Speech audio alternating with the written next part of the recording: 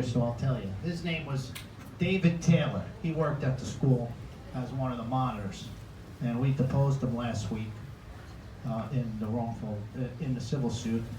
So David Taylor, Andrew Medina was at the gate, and he doesn't call a code red. He sees the killer come in from the street, carrying a rifle bag, recognizes Crazy Boy, but never calls the code red.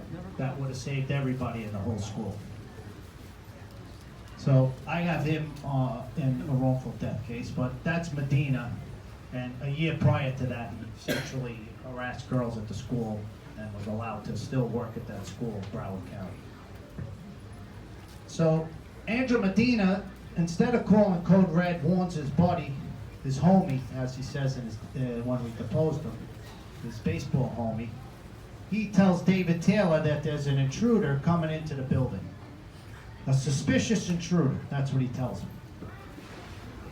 So Taylor comes from the second floor, walks down on the first floor, where he sees the murderer walking into the building. When he sees him, the gun is still in the bag, okay? The bag's not, the gun is still in the bag, he doesn't put it together. So, in this, I'm seeing the video in the deposition last week, and right next to me is Gina Hoyer. She lost her son, Luke Hoyer. So, when we look down from Taylor's view down the hallway, Luke is right in front of David Taylor in the hallway.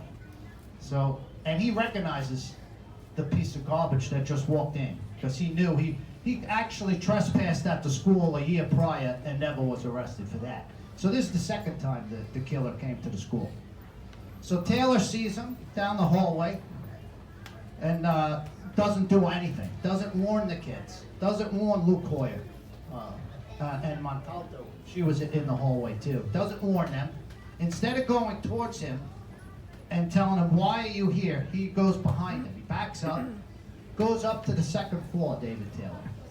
When he gets to the second floor, he hears the gunshots. Now they're going off, right? What does David Taylor do? He finds the closest closet, opens the closet, because it's locked, goes in the closet. But that's not the worst of it, what I happened to find out last week. So he knows, he recognizes the gunshots, okay? When you shoot a gun, it discharges smoke. So after the shots, probably on the first floor was probably about 40 rounds that went off, the smoke alarms go off. While David Taylor is in the closet hiding, he hears Porter go over the loudspeaker and tell everyone to exit the building because there's a fire and it's not a drill. So he has a radio, he has a cell phone, he knows it's gunshots, and he didn't warn anybody in that whole school. He saved himself, this guy, okay? He didn't want to speak up because he might get hurt in the closet. So he could have saved individually everybody on that third floor, including my daughter.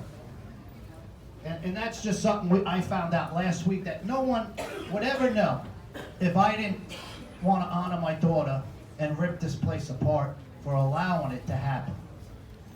I didn't want to do it, you know what I mean? But the love for my daughter makes me do this, uncover everyone, okay? That guy had every chance to save everybody. I don't even know what human could sit in a closet and let kids go out into gunfire, you know? And this is here, I'm here with Gina, and we're listening to this guy, and no one, you never would know that. It's not in the book. That just happened last week with this David Taylor, who still lives in Coral Springs. When I ask him, do you realize what you did wrong? That you didn't just, all he had to do was say something on his radio. No, it's gunshots, code red.